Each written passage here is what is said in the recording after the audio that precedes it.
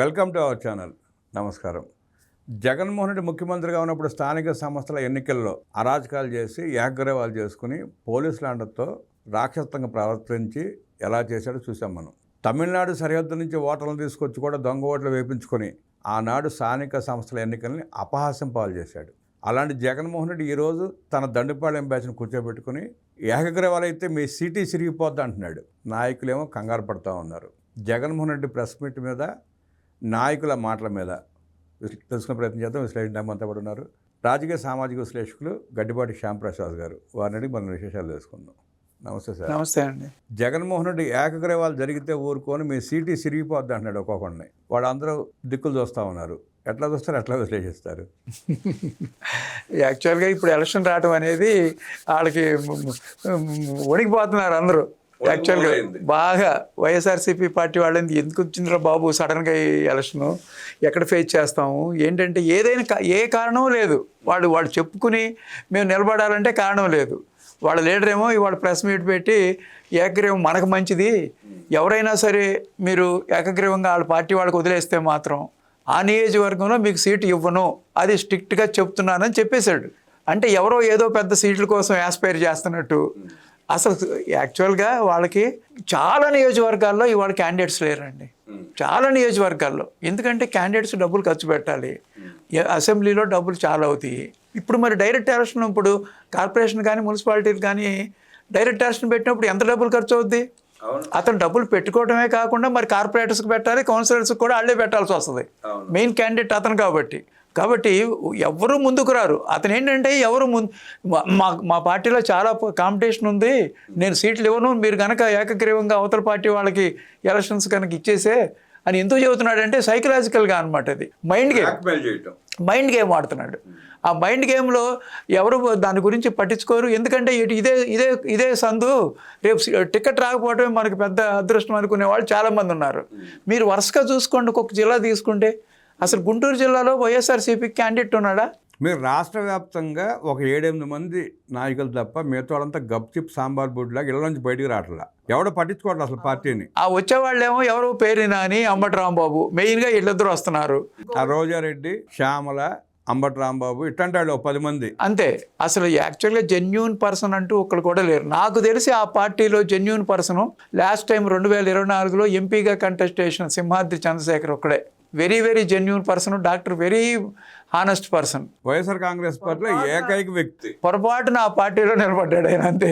అటువంటి వ్యక్తులు మంచి వాళ్ళు ఉన్నారు, వాళ్ళని మనం గౌరవించాలి. ఆ పార్టీలో పొరపాటున వెళ్ళారు, ఏ కారణాలతో వెళ్ళారో కూడా తెలియదు. ఇప్పుడు గుంటూరు జిల్లా తీసుకోండి, రేపల మొదలు పెట్టుకుంటే వేమూరు దగ్గర నుంచి, పొన్నూరు దగ్గర నుంచి, బాపట్ల దగ్గర నుంచి, మంగళగిరి దగ్గర నుంచి, తెనాల దగ్గర నుంచి, చిలకలూరుపేట, అసలు మీరు మాచర్ల, గురజాల, వినుకొండ, తాడికొండ, అసలు గుంటూరు చూడండి, గుంటూరులో క్యాండిడేట్ లేరు వాళ్ళకి. గుంటూరు 2 నియోజకవర్గాలు ఉన్నాయి. ఒక నియోజకవర్గం మాజీ ఎమ్మెల్యేని మొన్న గుజరాత్లో అరెస్ట్ చేసి తీసుకొచ్చారు, తెలుసు కదా మీకు. 2వ నియోజకవర్గం ఎక్కడో వలస రజనీని తీసుకొచ్చి గుంటూరులో పెట్టారు, అక్కడ ఆవిడ గెలిచింది, మాధవి. అసలు సరైన క్యాండిడేట్ గుంటూరు జిల్లాలో ఒక్కరు కూడా లేరు కంటెస్ట్ చేయడానికి. మాజీ మంత్రులు కూడా తిరగలేని పరిస్థితి కదా అక్కడ. అసలు ఎవరు ఎక్కడికి వెళ్ళట్లా, ప్రజల్ని ఫేస్ చేయలేకపోతున్నారు. అసలు కృష్ణా జిల్లా తీసుకోండి, జగ్గైపేటలో క్యాండిడేట్ లేరు వాళ్ళకి.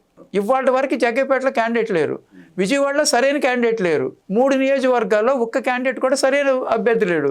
గన్నవరంలో గుడివాడ సంగతి మనకు తెలిసిందే, వాళ్ళిద్దరిని ప్రజలు ఎప్పుడో తిరస్కరించారు, వంశీని, కొడాలి నానిని. బందరాసులు అతను క్యాండిడేటే కాదు, లాస్ట్ టైము ఏదో ప్రెస్ మీట్లు పెట్టి పిచ్చి వాగుడంతా వాగుడుతున్నాడు. అసలు బుద్ధప్రసాద్ ఇక్కడ ఉన్నాడు, అవనిగడ్డలో కూడా ఎవరు లేరు క్యాండిడేట్. ఉంటే పామర్ క్యాండిడేట్ గురించి కొంచెం మంచి ఇంప్రెషన్ ఉంది, పాత క్యాండిడేట్ గురించి. మిగతా అసలు టోటల్గా 2 కృష్ణా గుంటూరు జిల్లాలో వాళ్ళ క్యాండిడేట్స్ లేరు.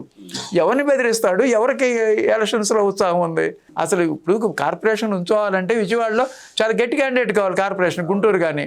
తాను ముఖ్యమంత్రిగా పనిచేసినప్పుడు మొత్తం ఏకగ్రీవం కావాలని కోరుకున్న వ్యక్తి ఇవాళ ఏకగ్రీవాలు జరగడానికి వీలేదంటాం ప్రజాస్వామ్యంగా కరెక్టేనా? అతను ఎప్పుడు ఒక మాట మీద ఉన్నాడు కదండి, ఒక స్టడీగా నాకు స్టాండ్ ఇది, నేను ఏకగ్రీవమే మంచిది, ఈ ఎలక్షన్ ఖర్చులు ఇవన్నీ ఎందుకు, ఏకగ్రీవంగా వస్తే పంచాయతీలకి ఎంత ఫండ్ ఇస్తుంది గవర్నమెంట్, అలా అలా మంచి ప్రిన్సిపల్తో, పంచాయతీకి ₹1,00,000, మేజర్ పంచాయతీకి ₹5,00,000 అనౌన్స్ చేసి ఇస్తున్నారు.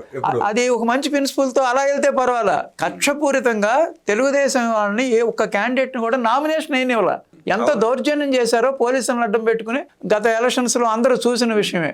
అలాంటిది వాడు క్యాండిడేట్సే లేనప్పుడు ఒక మైండ్ గేమ్ ఆడుతున్నాడు అతను. మైండ్ గేమ్ ఏంటంటే, నాకు చాలా మందికి మీకు టికెట్ ఇవ్వను అంటే అక్కడ ఎవరో టికెట్ అడుగుతున్నట్టు. అసలు ఎవడు అడుగుతున్నాడు? అసలు వెస్ట్ గోదావరిలో వాడు ఒక క్యాండిడేట్ లేడండి వైఎస్ఆర్సీపీకి, టోటల్ వెస్ట్ గోదావరిలో. మీకు వెస్ట్, ఈస్ట్, విశాఖపట్నం, శ్రీకాకుళం, విజయనగరంలో మాకు ఎమ్మెల్యే సీట్ కావాలని అడిగేవాళ్ళు 2-3 ఉన్నారు అంతే. అంటే బొత్స సత్యనారాయణ ఒకడు ఉన్నారు. వాళ్ళకు కూడా గతి లేక, వేరే దారి లేక వాళ్ళు కూడా చివరిదాకా నిలబడతారు అనేది కూడా లేదు. వైజాగ్లో లేరు, east Godavari, west Godavari candidates లేరు, అసలు ఎంపీలకు నుంచునే క్యాండిడేటే లేరు.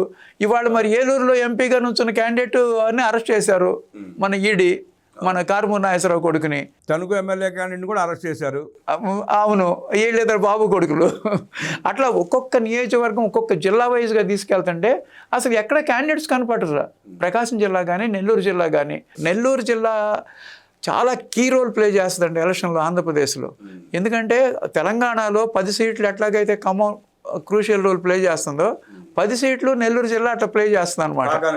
కాకాని గోవర్ధన్ రెడ్డి ఒక్కడున్నాడు, అతని మీద కూడా స్కాములు ఇరుక్కున్నాడు, కేసులో ఉన్నాడు, అతను కూడా కష్టమే, ఒకసారి అరెస్ట్ అయ్యాడు. అంత సరైన క్యాండిడేట్ నెల్లూరు జిల్లాలో వాళ్ళకి ఒక్కడు కూడా లేరు.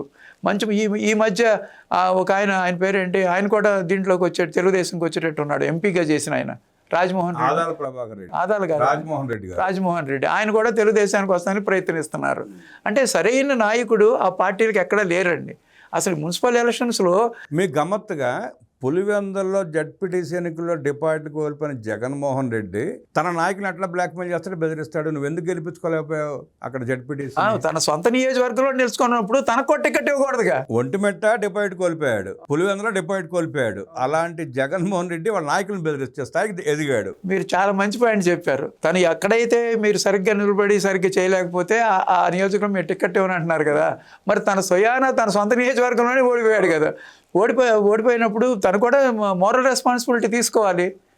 నేను కూడా నాకు కూడా టికెట్ వద్దు అని పార్టీ ఒక స్టాండ్ తీసుకున్నప్పుడు అదే స్టాండ్ మీద ఉండాలి. కాబట్టి ఈ అధికారంలో ఉన్న పార్టీ కూటమి పార్టీలోకే అందరూ ప్రిఫర్ చేస్తారు ప్రజలు కూడా. ఎందుకంటే పంచాయతీలు కానీ మున్సిపాలిటీ కానీ డెవలప్ అవ్వాలంటే అధికారంలో ఉన్న పార్టీకే ఓట్లు వేస్తారు ప్రజలందరూ. 99% మెజారిటీ ఆఫ్ సీట్స్ కూటమికే వస్తానికి అవకాశాలు ఉన్నాయన్నమాట. డైరెక్ట్ ఎలక్షన్ అయితే ఇంకా అడ్వాంటేజ్ ఎక్కువ. ఎందుకంటే ప్రజలు ఇదైతే కౌన్సిలర్నో కార్పొరేటర్స్నో కొనో లేకపోతే ఎక్కడెక్కడో గ్రూప్ మెయింటైన్ చేసో కొంచెం మ్యానిపులేట్ చేయడానికి అవకాశం ఉంది. ఇండైరెక్ట్ అయితే, డైరెక్ట్ ఎలక్షన్ అయితే ఇక చైర్మన్ ఎవరు మ్యానిపులేట్ చేయడానికే కుదరదు కదా, ప్రజలే నిర్ణయిస్తారు కదా. అది ఒకటి మంచి నిర్ణయం తీసుకున్నారు. డైరెక్ట్ ఎలక్షన్ అనేది చాలా మంచిదన్నమాట. ఈవెన్ సీఎంకి కూడా డైరెక్ట్ ఎలక్షన్ పెడితే చాలా బాగుంటుంది. వాస్తవమే. ఇలా ఎందుకంటే ఈ ప్రెస్ మీట్లు పెట్టుకుని ఇట్లా తేలికైపోవటం కంటే అసలు కన్స్ట్రక్టివ్గా మనం ఏం చేస్తున్నాం, ఈ 2.5 సంవత్సరాల్లో ఏం చేసాము, ఈ 2.5 సంవత్సరాల్లో ఎక్కడన్నా ఆ కూటమి పార్టీ తప్పులు చేసింది మనం ఎత్తి చూపగలిగామా, అసలు ఏదైనా కార్యక్రమాలు సరిగ్గా చేయకపోతే మీరు సరైన ప్రొటెస్ట్ చేయగలిగారా, అసెంబ్లీకే రావట్లేదు కదా మీరు, అసెంబ్లీకి రాని వాళ్ళని ప్రజలు ఎందుకు ఎన్నుకున్నారు, రేపు ఎందుకంటారు మీరు ఎన్నుకుంటే రేపు కౌన్సిల్కి వెళ్ళరు, కార్పొరేషన్ మీటింగ్స్కి వెళ్ళరు, ఎందుకు అనుకుంటారు అసలు, ఎందుకు అనుకోండి మీరు మీటింగ్కి వెళ్ళొద్దు అంటారు, మీ లీడరే వెళ్ళట్లేదు అసెంబ్లీకి, మీరు అటువంటిప్పుడు అసెంబ్లీకి వెళ్ళినప్పుడు ఏ కార్యక్రమం చేయనప్పుడు మీ వల్ల మాకు ఉపయోగం ఏంటి, ప్రజలకు అసలు ఏం ఉపయోగం, ఒక మనిషిని ఎన్నుకున్నారనుకోండి, రేపు చైర్మన్ ఎన్నుకున్నారు వైఎస్ఆర్సీపీ ఏదో మచిలీపట్నం లేకపోతే గుడివాడో, అతను ఏం చేయగలడు, మెయిన్ అధికార పార్టీ నుంచి ఫండ్స్ రాకపోతే ఇతను చేయగలడు, కోఆపరేషన్ లేకపోతే ఏం చేయగలడు, ప్రజలకి తెలుసు, ప్రజలందరూ చాలా తెలివిగా బిహేవ్ చేస్తున్నారు, చక్కగా కూటమి పార్టీకి మెజారిటీ సీట్లు వస్తానికి కూడా అవకాశం ఉన్నాయి. ఆ భయంతోనే ఇవాళ అసలు క్యాండిడేట్సే దొరికే అవకాశం కనపట్ల వాళ్ళకి ఈ ఎలక్షన్స్లో. అంటే ఎన్నికల్లో పోటీ చేయాలి, గెలవాలి అనే దానికంటే కూడా జనాలను పోగు చేసుకోవడం కూర్చోగల కారణం ఏంటంటే ఇప్పుడు అందరూ పోగు చేసుకుని మీటింగ్ పెడుతున్నాడు, ప్రతి ప్రెస్ మీట్ పెడుతున్నాడు. ఫస్ట్ టైం ఇవాళ ఎదురుగుండా కూర్చుని నాయకులను చూపించారు కెమెరాలో. ఇంతకుముందు గతంలో ఎప్పుడు లేదు, మనకు చూపించలే. ఆయన ఒక్కడే రికార్డెడ్ వీడియో పెట్టేవాడు, వెళ్ళిపోయాడు, అయిపోయేది. ఇవాళ స్పష్టంగా అందరిని చూపించాడు. అంటే నా దగ్గర కూడా ఇంకా నాయకులు వస్తున్నారు అని ఎవరా అని చూస్తే అందరూ దొంగలే. 90% మంది దొంగలు వచ్చిన వాళ్ళలో. ఇప్పుడు చూస్తున్నాం కదండి గత 2-3 నెలల నుంచి ఎవ్రీ వీక్ ఒకడు ఏదో తప్పుడు పని చేయడం, జైలుకి వెళ్ళడం, ఆ జైలుకి వెళ్ళి ఈయన పరామర్శించడం. నిన్న కార్మూర్ నాగేశ్వరరావు జైలుకి వెళ్ళడంతో జగన్ రెడ్డిలో వణుకు బయలుదేరింది. వణికిపోతా ఇవాళకి వచ్చి మన జనాల మధ్యలో కూర్చుంటున్నాడు, ఎక్కడ అరెస్ట్ చేస్తారన్న భయంతో. అలా కూడా కాదండి, ఆయన ప్రెస్ మీట్ నిన్న ఎప్పుడు మాట్లాడాడు. ఏంటి 2 కోట్ల గురించి ఇంత హడావుడి చేయాలంటాడు ఏంటండి? అసలు ఎంత తెలివి తక్కువగా మాట్లాడుతున్నాడో ఎవరికి అర్థం కావట్లా. అంటే 2 కోట్లు దోచుకున్న డబ్బులు సుమారుగా 400 కోట్లు లెక్క తేలింది. దాంట్లో సుమారుగా 80 కోట్లు 90 కోట్లు సీజ్ చేశారు. ఇంకో 100 కోట్లు సీజ్ చేయబోతున్నారు. ఇంకో 200 కోట్లు ఎక్కడోనే రేపు కార్మూర్ నాగేశ్వరరావు చెప్పబోతున్నాడు.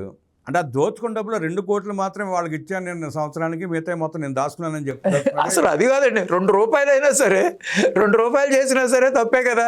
అది ఎందుకు అట్లా అంత ఓపెన్గా ప్రెస్లో బయటపడతాడు? తెలివి తక్కువతనమా లేకపోతే ఏంటి అసలు? దాన్ని లైటర్ వెయిన్లో తీసేయాలనా? లైటర్ వేలో తీసేయాలని.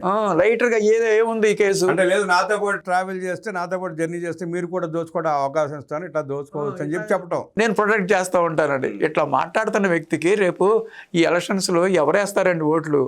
అది నేను దాని మీద ఇలా అనుకుంటున్నా. స్థానిక సంస్థల ఎన్నికల్లో జగన్మోహన్ రెడ్డి పోటీ చేయటం, నాయకులను బ్లాక్మెయిల్ చేయటం, పులివెందుల జెడ్పీటీసీ ఎన్నికల్లో డిపాజిట్ రాకుండా కోల్పోవటం, ఇవన్నీ చూస్తూ ఉంటే హాస్యాస్పదంగా ఉందని జగన్మోహన్ రెడ్డి పార్టీ ఎత్తిపోయిందంటూ విశ్లేషించిన డాక్టర్ గడ్డిపాటి శ్యాంప్రసాద్ గారికి ధన్యవాదాలు తెలియజేస్తూ నమస్కారం.